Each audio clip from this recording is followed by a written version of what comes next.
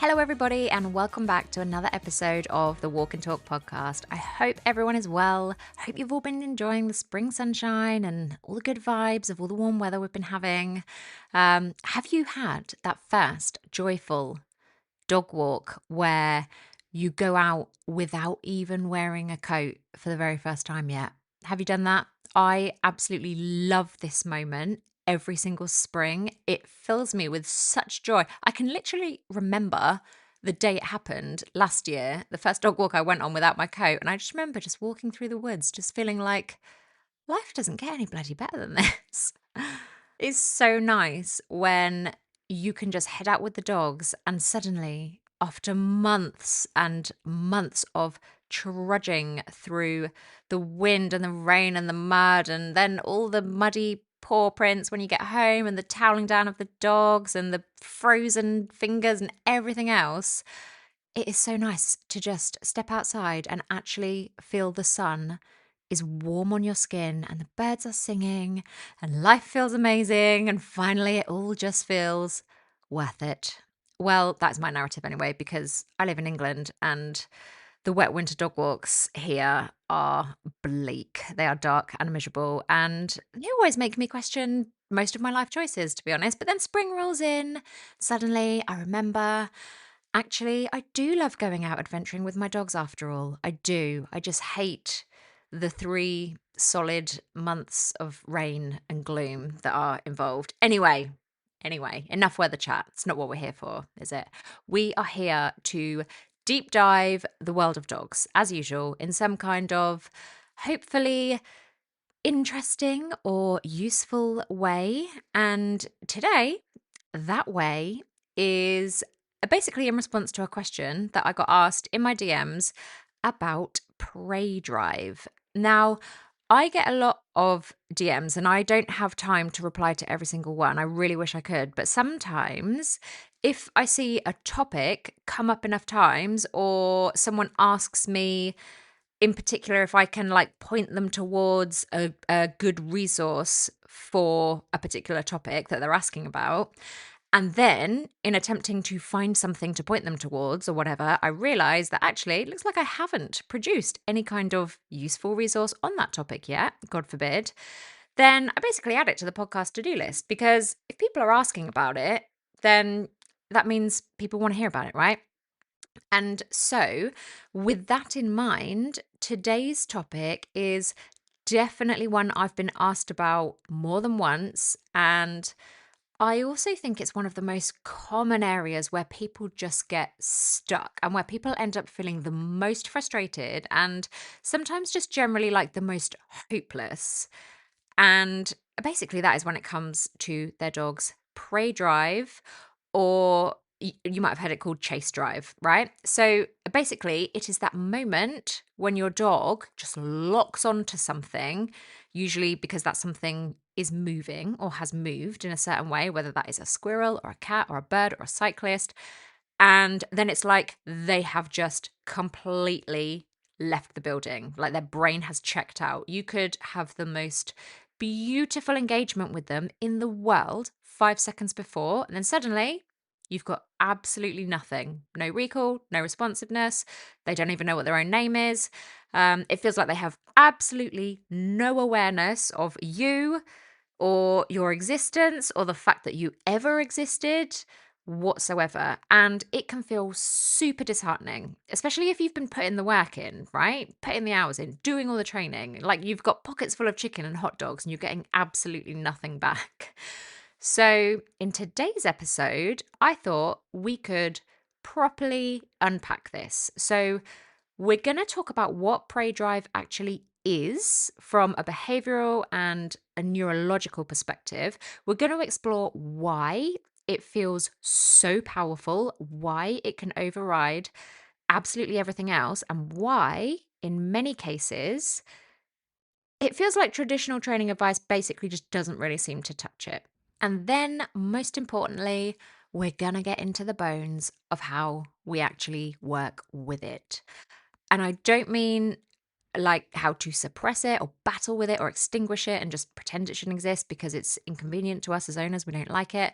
But we're actually going to have to get real with this one, okay, and look at ways that we can channel it and we can shape it and we can build training around it in a way that feels intelligent and modern and in ways that are actually going to be effective. Okay, so let's start by zooming right out and really understanding what prey drive is. Because I think one of the biggest mistakes we make, and don't come for me, e-collar enthusiasts, I see you, but I do think the first and biggest mistake we make is labeling it as a problem behavior when actually it's not really, it's not a behavior.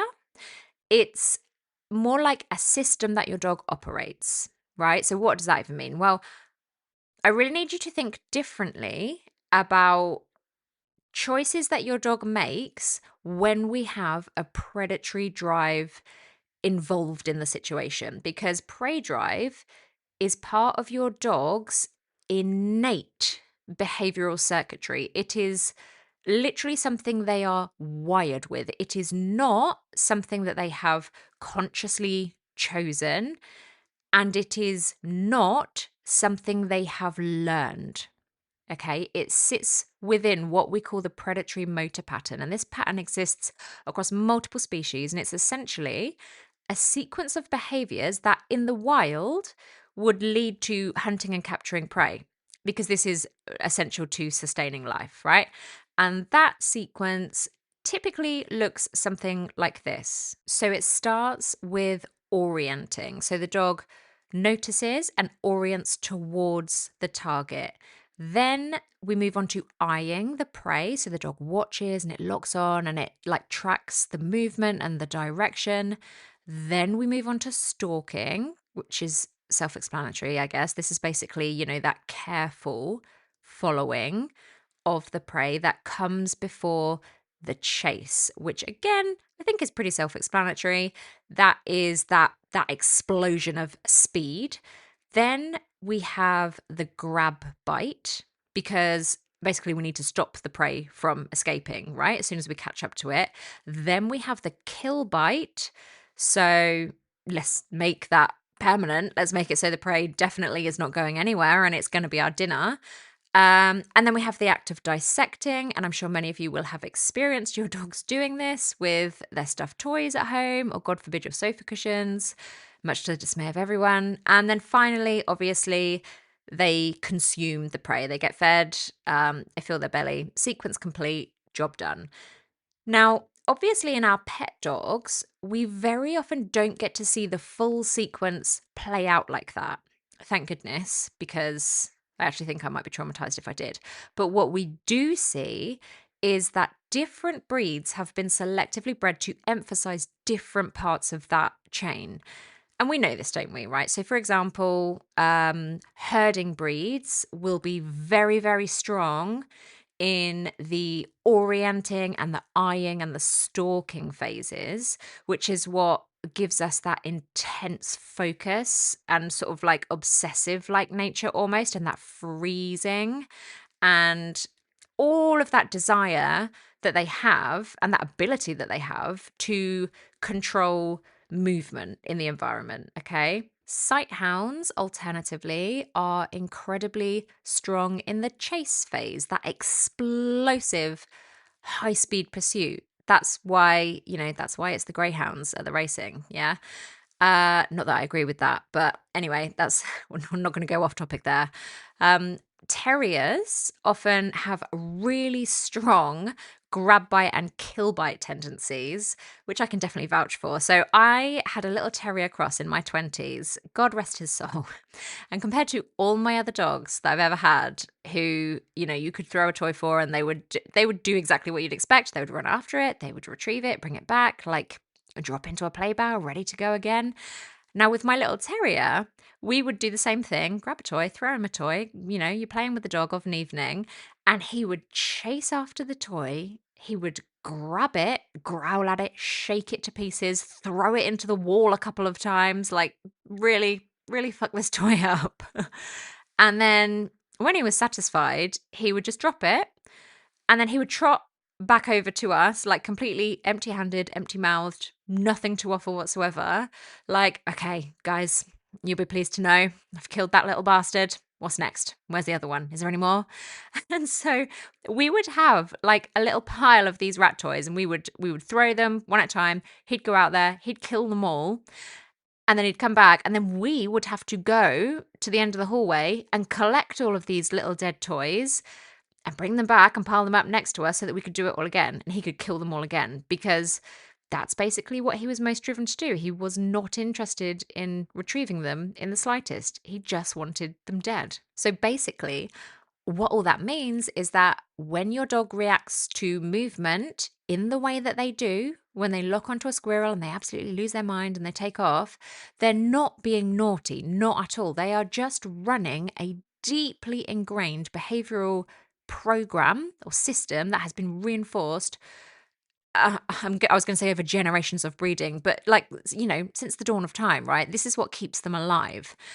And what it's really important to understand about this program is that it is entirely self reinforcing. So the act of chasing is not just something they want to do, it is something that is neurologically rewarding in itself. Like, just doing it feels really good. It has nothing to do with what you achieve at the end of doing it, but it's literally the act of the chase itself.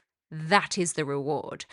When a dog engages in chase, we can actually see activation in the brain's reward system, particularly involving dopamine. And remember, dopamine isn't just like a pleasure chemical, like people often say. It's slightly more nuanced than that. And it's more about motivation and anticipation of reward and the drive to seek. So when your dog sees movement, their brain lights up and goes, yes, this matters. This is important. This is worth seeking out. This is worth pursuing.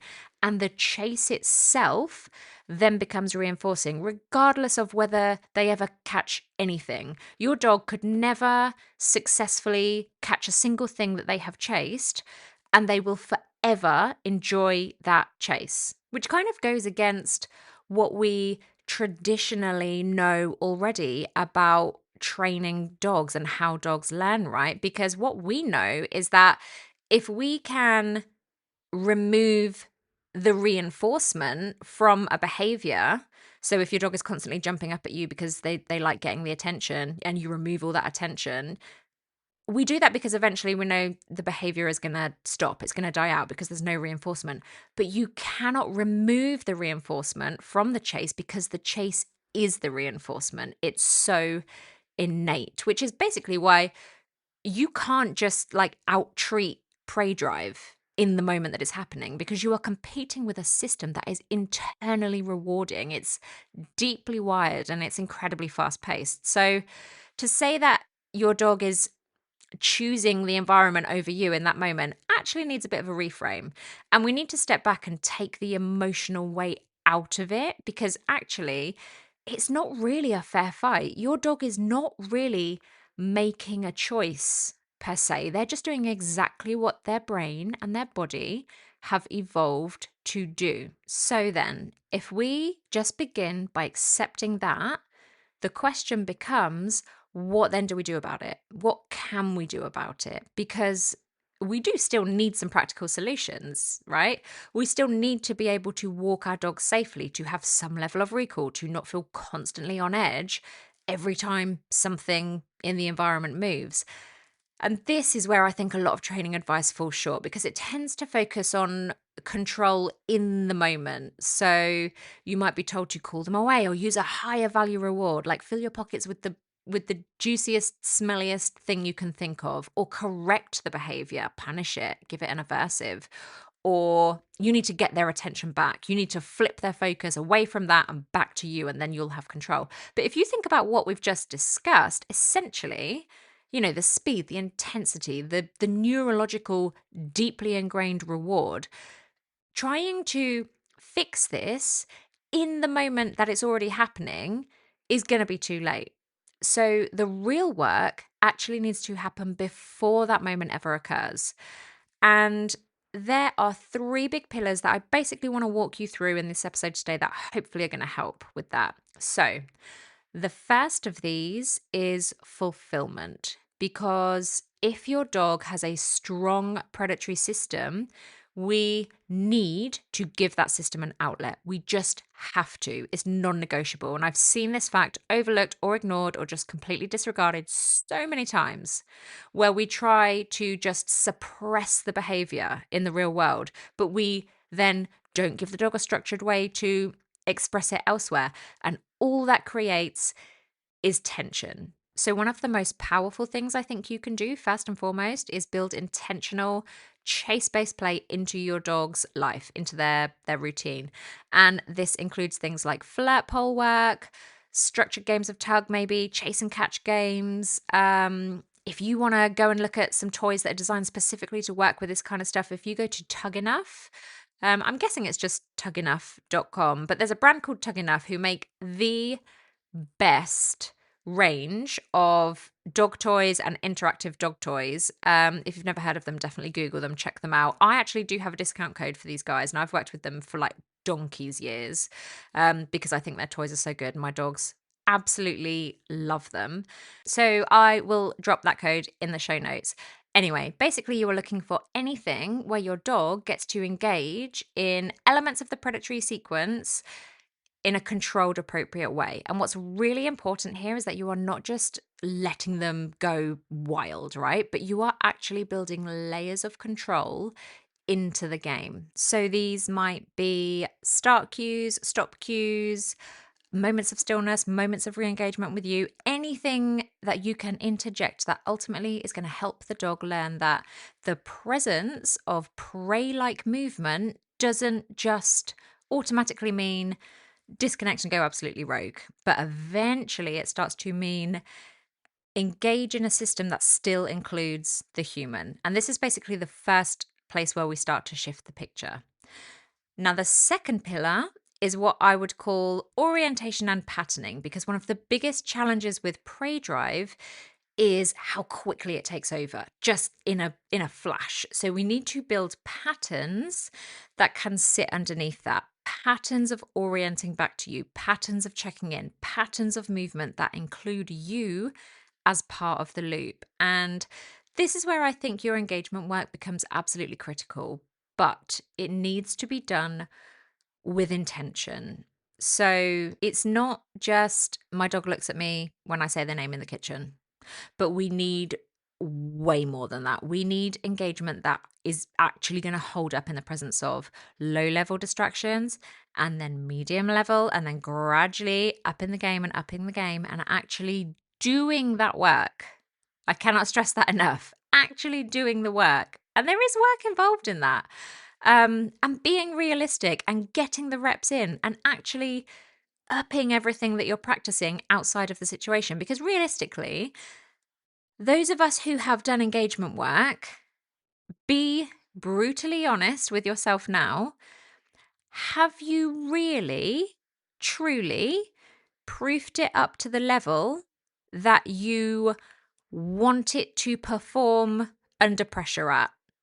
So you've taught your dog an eye contact cue, but have you then repped that inside the house, outside the house, in the car, at the park? Have you had family members waving flirt toys and walking past with cooked chicken and all of that jazz, and built your dog's ability through so many rehearsals to maintain that eye contact when the struggle actually gets real? Have you done that? Because I think 99% of people haven't. And we build that progressively, by the way, not just by throwing the dog in at the deep end, but by layering difficulty in a way that allows for success to keep happening. So we work up from something easy, just like different rooms of the house. It's barely challenging, to slightly more challenging. So the garden, there's some noises and maybe some smells going on out there. Then out into the street where maybe there's other people, maybe there's another dog, and so on and so on. And we think about the categories of distraction we're going to work through. So environment, movement, scent, stress levels. if we want our dog to be able to stay connected to us when life really starts lifing, we absolutely have to teach that and practice that first. Because what we're doing here with Prey Drive is essentially competing with and eventually integrating into that predatory system that is already completely innate. We are teaching the dog that noticing something in the environment doesn't automatically mean disengagement from the human because we've practiced that reality so many times. The pattern becomes familiar. Now, the third pillar is arousal regulation. And this is a biggie because prey drive and arousal are deeply, deeply linked. And I personally think arousal management and manipulation is like your magic get out of jail free card if you can master it, because arousal changes so many things for your dog in all areas of behavior, not just chase. But essentially, when it comes to prey drive or chase drive, the higher that your dog's baseline arousal is, the more easily they will then tip into that automatic chase response.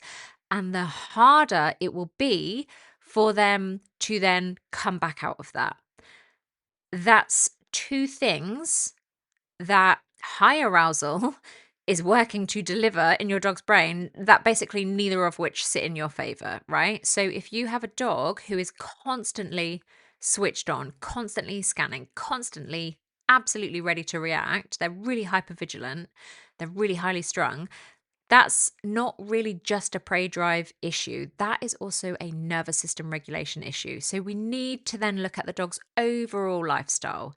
And that includes their sleep, that includes decompression, that includes sniffing opportunities, calm, low arousal activities, fulfillment, and also how we structure their walks as well. Because if every single walk on a daily basis is high stimulation, high movement, lots of triggers, we are essentially then rehearsing that heightened state over and over and over again.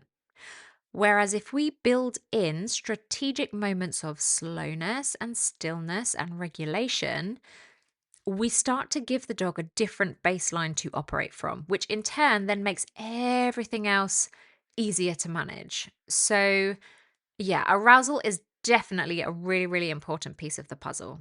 Now, I also want to talk about something that might be slightly controversial because I know a lot of people are told that they should correct prey drive behaviors, and I just want to address that. So, some people want to go down the road of using pain aversives to punish the chase and shut it down. And I totally understand why that advice exists.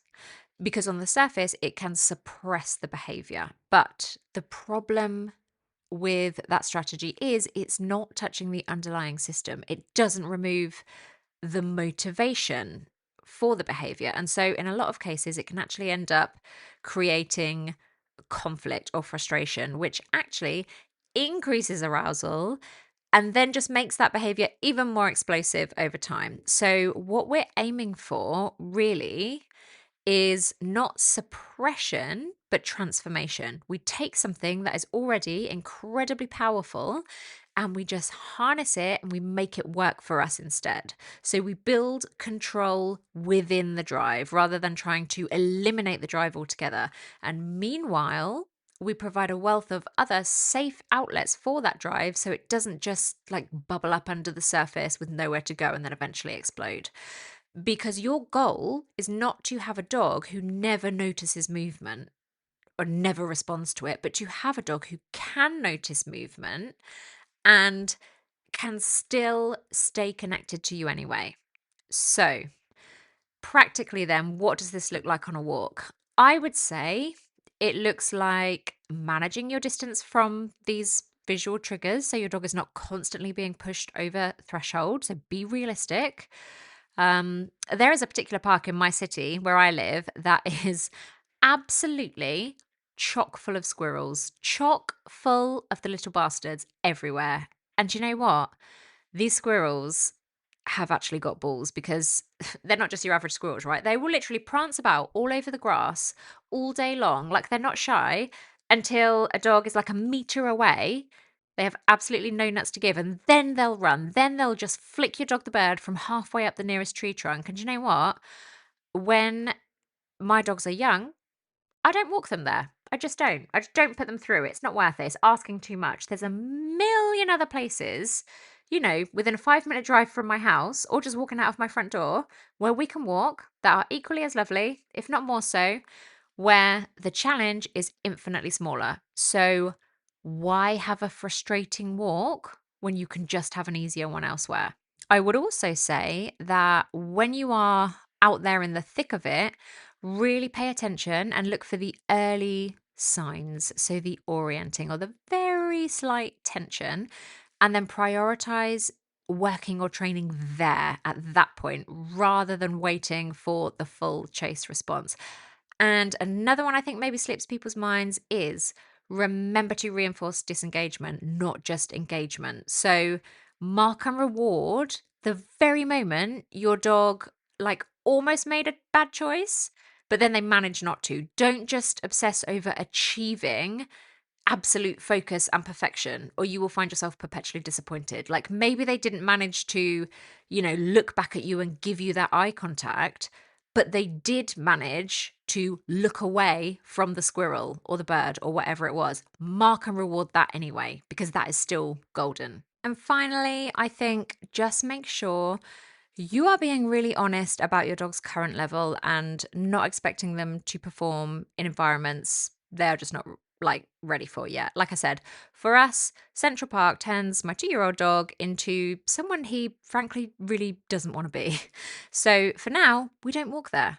Now, don't get me wrong, sometimes we do go there to train specifically. Sometimes I will invite the challenge and I'll make the decision to go in just to play a specific game or two or bank some reps of something and work through the arousal a bit. If I want to do some work with that arousal, I know where I can go get it. I can go get it at that park and then I leave. But what I'm not going to do is, go there with the intention of having a really nice, long, relaxed hour or two sauntering around the park at my leisure with my dog, because that would be hideously unrealistic.